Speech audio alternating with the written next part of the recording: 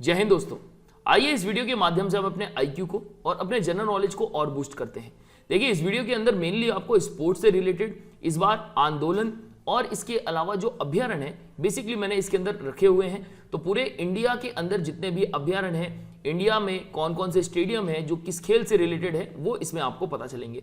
तो आइए स्टार्ट करते हैं सबसे पहले क्वेश्चन के साथ। लंदन का वेम्बलेबल स्टेडियम, देखिए अंतरराष्ट्रीय स्तर पर थोड़ा सा पहुंच गए हैं, एक दो प्रश्न तो होने चाहिए अंतरराष्ट्रीय स्तर पर भी। तो लंदन का जो वेम्बले स्टेडियम है ये किस खेल से संबंधित है? इसका करेक्ट आंसर है फुटबॉल। लंदन का वेम्बले स्टेडियम फुटबॉल खेल से संबंधित है। क्विक सिल्वर, ये इस नाम से कौन सा धातु जाना जाता है? जी हाँ, मैं बताना भूल गया था कि साइंस के भी इसके अंदर कुछ क्वेश्चन है। तो साइंस के क्वेश्चन में स्पेशली जो है क्विक सिल्वर के नाम से एक धातु है जिसको जाना जाता है, तो आपको बताना है उसका सही नाम। इसका करेक्ट आंसर है पारा। क्विक सिल्वर के नाम से पारा यानी मरकरी को जाना जाता है। देखिए, मैं आपको बता दूं, बहुत से ऐसे धातुएं हैं, बहुत से ऐसे तत्व हैं जिनका उपनाम कुछ और है, मतलब कुछ और उपनाम से उनको जाना जाता है। जैसे जीवन रक्षक धातु, एक धातु है उसको कहा जाता है जीवन रक्षक धातु। किसे कहते हैं? रेडियम को कहा जाता है। तीव्र चांदी किसे कहते हैं? जैसे अभी जस्ट मैंने आपको बताया क्विक सिल्वर, इसको हिंदी में तीव्र चांदी बोल दिया है, क्विक सिल्वर ही कहते हैं, इंग्लिश में ही कहते हैं उसको। पारा मरकरी को कहा जाता है। तरल चांदी पेट्रोल को कहते हैं। आशा की धातु ये यूरेनियम को कहा जाता है। भय की धातु प्लूटोनियम है। भविष्य की धातु टाइटेनियम को कहा जाता है। ब्लैक ऐश या काला राख किस धातु को कहते हैं? तो अशुद्ध सोडियम कार्बोनेट है, इसे ब्लैक ऐश कहा जाता है। अच्छा, ये ऐश मतलब राख है ना, वो ऐश्वर्या राय के लिए ऐश शॉर्ट फॉर्म नहीं इस्तेमाल कर रहे हैं। भविष्य का ईंधन हाइड्रोजन को कहते हैं। मानव निर्मित धातु पोलोनियम है, बहुत ही जहरीला होता है। और नोबल धातु जिंक को कहा जाता है। भारत में युद्ध टैंक कहां बनाए जाते हैं? तो करेक्ट आंसर है अवाड़ी में। भारत में युद्ध टैंक अवाड़ी में बनाए जाते हैं। मृगनैनी ये एक पुस्तक है, ये किसकी कृति है? वैसे मैं आपको बता दूं, मृगनैनी के अंदर बहुत ही शानदार जो एक कहानी है वो दी हुई है। बृंदालाल वर्मा जी हैं, इन्होंने इसको लिखा था। चलिए इसके बारे में थोड़ा सा डिटेल में देख लेते हैं। 15वीं शताब्दी में ग्वालियर राज्य की जो राजा मान सिंह तोमर है और उनकी जो रानी है मृगनैनी, उनकी प्रेम कथा इस पुस्तक के अंदर जो है बताई गई है। इसके माध्यम से मान सिंह तोमर का चरित्र का जो है वर्णन किया गया है और साथ ही तात्कालीन जो ग्वालियर रियासत है उसके इतिहास का भी उल्लेख इसके अंदर देखने को मिलता है। दलाल स्ट्रीट, नाम से समझ में आ रहा है दलाल या हम कहें ब्रोकरेज। तो अब ये सबसे ज्यादा जो है कहां पर होगी? तो डेफिनेटली जो बॉम्बे स्टॉक एक्सचेंज है उसी की ये बात कर रहा होगा, मुंबई की बात कर रहा होगा। दलाल स्ट्रीट जो है मुंबई में स्थित है। अच्छा, मुंबई को पहले बॉम्बे कहा जाता था। अच्छा, यहां पर ध्यान रखिएगा कि मुंबई को पहले बॉम्बे कहा जाता था। बॉम्बे का जो नाम है मुंबई चेंज 1995 में किया गया। कबीर की मृत्यु के बाद उनकी समाधि कहां पर बनाई गई थी? तो इसका सही उत्तर है मगहर में। कबीर की मृत्यु के बाद उनकी समाधि मगहर में बनाई गई थी। अच्छा, ये मगहर है कहां पर? मगहर आज की डेट में जो है आपको उत्तर प्रदेश में देखने को मिलेगा। कबीरदास जी का जन्म हुआ था 1398 ईस्वी में, वहीं इनकी जो मृत्यु हो गई थी 1494 ईस्वी में इनकी मृत्यु हो गई थी। इसके अलावा इनको कबीरदास कहा जाता है, कबीर परमेश्वर कहा जाता है, कई बार कबीर साहिब भी कहा जाता है। कवि प्रदीप, इनका मूल नाम क्या था? करेक्ट आंसर है रामचंद्र द्विवेदी। कवि प्रदीप का मूल नाम रामचंद्र द्विवेदी था। नेक्स्ट क्वेश्चन है, 1951 में आयोजित प्रथम एशियाई खेल में कितने देशों ने भाग लिया था? देखिए, अगर हम स्पोर्ट्स की बात करें ना, तो ये एक बहुत कॉमन क्वेश्चन है जो पूछा जाता है। इससे रिलेटेड बहुत कॉमन क्वेश्चन है कि ये पहला हुआ कहां था। तो ये तो सबको पता है कि न्यू दिल्ली के अंदर हुआ था, तो अब ये क्वेश्चन नहीं आता है। लेकिन अब इससे रिलेटेड जो डिटेल में जो क्वेश्चन है वो पूछने लग गए हैं। 1951 में जो सबसे पहला प्रथम एशियाई खेल हुआ था उसमें टोटल 11 देशों ने पार्टिसिपेट किया था। अच्छा, ये ध्यान रखिएगा कि 1951 में जो होस्टिंग कंट्री थी वो अपनी इंडिया थी। कहाँ हुआ था? न्यू दिल्ली के अंदर हुआ था। और इसके अलावा इसमें टोटल 11 देशों ने पार्टिसिपेट किया था। दूसरा मनीला में हुआ था 1954 में। फिलीपींस में 18 देशों ने पार्टिसिपेट किया था। पूरी की पूरी लिस्ट ही आपके सामने है, कोई दिक्कत नहीं है। राइट हैंड साइड में पूरे के पूरे नेशंस दिए हुए हैं, लेफ्ट हैंड साइड में पूरा ईयर दिया हुआ है।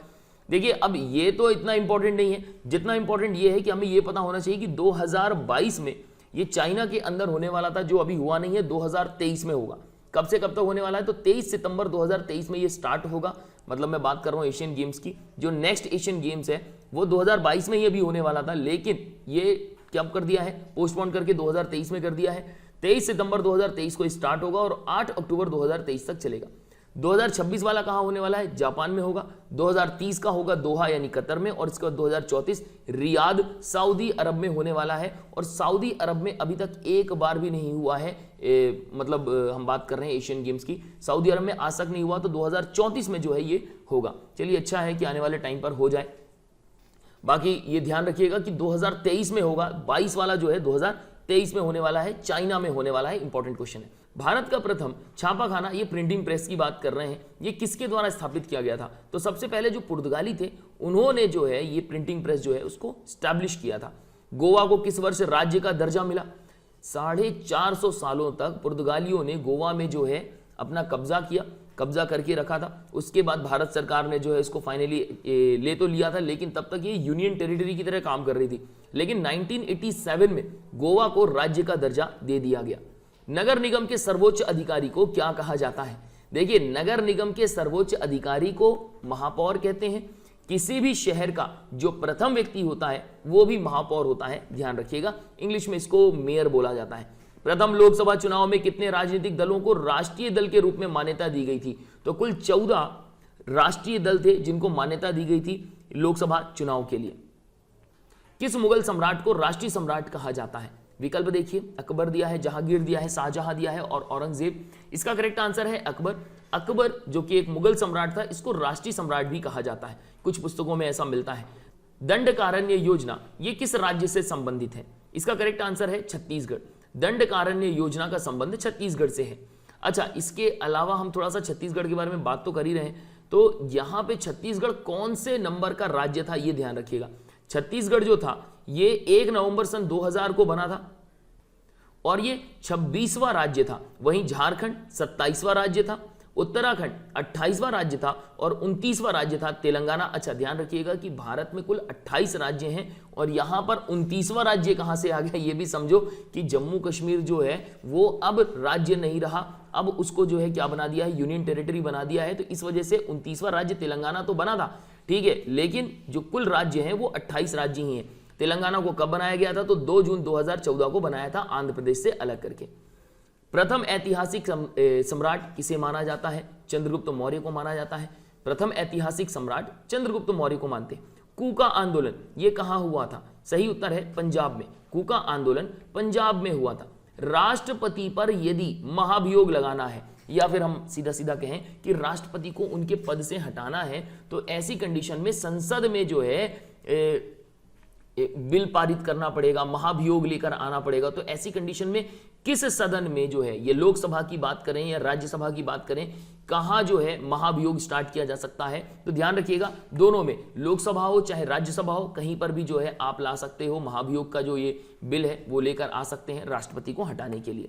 संविधान के किस अनुच्छेद के द्वारा राष्ट्रपति को अध्यादेश जारी करने का अधिकार है? इसका सही उत्तर है 123। संविधान के अनुच्छेद 123 के तहत राष्ट्रपति को अध्यादेश जारी करने का जो अधिकार है वो 123 के तहत मिलता है, अनुच्छेद 123 के तहत मिलता है। अच्छा, यहां पे एक बात का ध्यान रखिएगा कि जो संघ सूची होती है केवल उससे संबंधित अध्यादेश जारी कर सकता है राष्ट्रपति, जबकि राज्यपाल जो होता है वो राज्य के अंदर अध्यादेश जारी कर सकता है और राष्ट्रपति इसके लिए जो है जब सिफारिश करता है तभी ऐसा होता है। बेगम हजरत महल ट्रॉफी का संबंध किससे है? तो राष्ट्रीय महिला फुटबॉल से संबंधित है बेगम हजरत महल ट्रॉफी।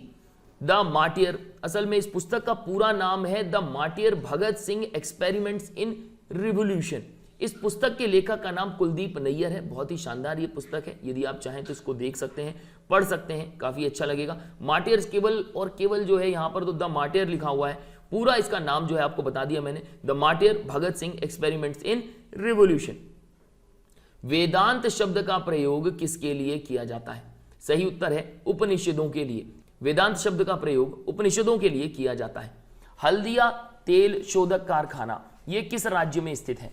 सही उत्तर है पश्चिम बंगाल में। हल्दिया तेल शोधक कारखाना पश्चिम बंगाल में स्थित है। इसके अलावा और कौन कौन से तेल शोधक कारखाने हैं जिनके संबंध में हमें पता होना चाहिए? तो देखिए, बरौनी तेल शोध कारखाना है जो कि बिहार में स्थित है। गुजरात तेल शोध कारखाना है जो कि गुजरात में स्थित है। हल्दिया पश्चिम बंगाल में हो गया।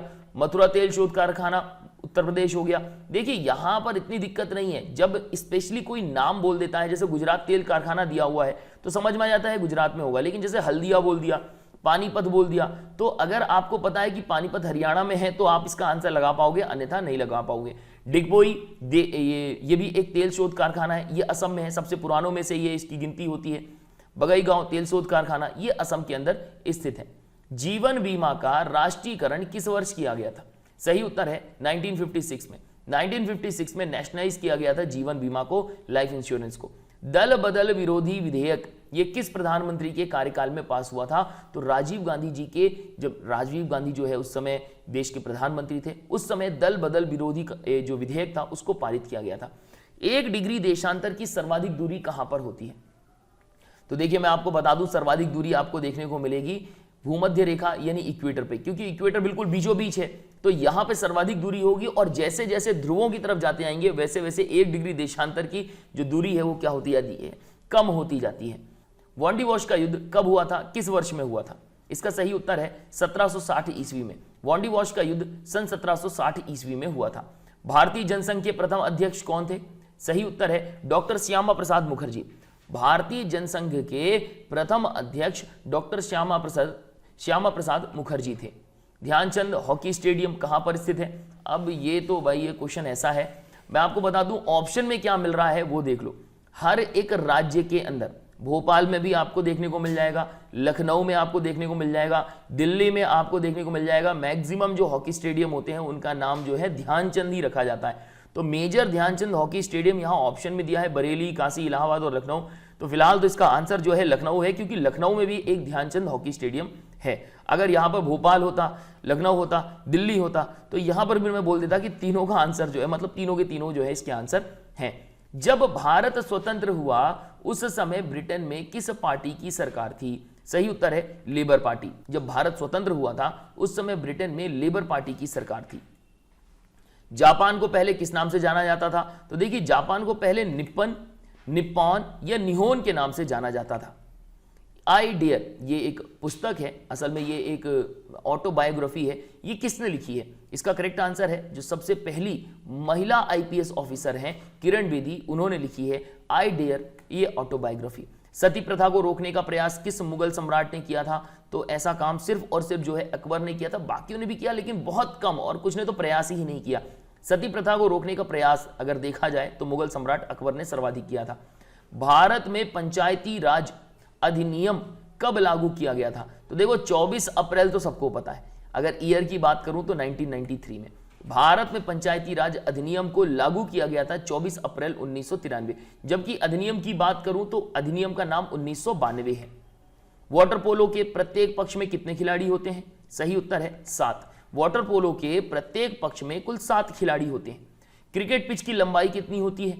सही उत्तर है 20.12 मीटर। क्रिकेट पिच की टोटल जो लंबाई होती है वो 20.12 मीटर होती है। अकबर के दरबार में सबसे प्रसिद्ध हिंदी कवि कौन थे? सही उत्तर है अब्दुर रहीम खान खाना। अकबर के दरबार में सबसे प्रसिद्ध हिंदी कवि अब्दुर रहीम खान खाना थे।